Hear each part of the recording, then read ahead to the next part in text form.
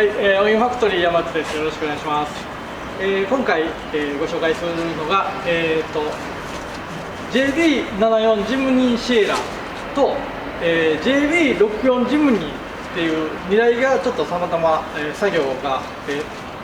続いて作業することになったので、その2台をちょっと立て続けに、紹介させていただきたいと思います。まず、ジムニー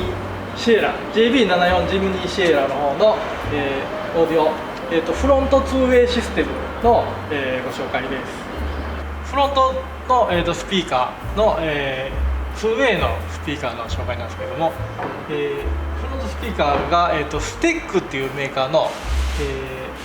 28mm ツイーターで SQ32 っていうやつの、ツイーターと、それを、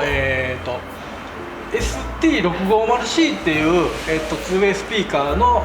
ミッドバス 165mm のミッドバスを、セットにした、オインファクトリーのオリジナルのセットになるスピーカーです。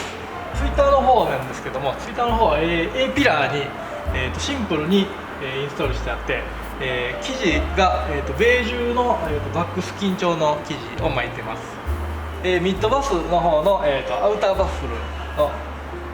製作をしているんですけども、こちらはフラットのインストールで、ベージュのバックスキンで仕上げてます。そして、グリルの方を、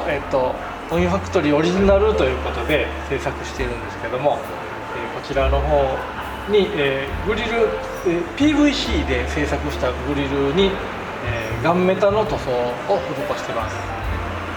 デッキの方なんですけれども、ナビの、パイオニアの、8インチナビでサイバーナビなんですけども、AVIC CL911DC っていうモデルの、サイバーナビで、こちらの内蔵アンプが4チャンアンプがあるんですけども、それを生かして、2way ツイーターと、ミッドと 2way に割って、マルチでシンプルに鳴らしているシステムになります。はい、以上 JB74 ジムニーシエラのオーディオシステムのご紹介でした。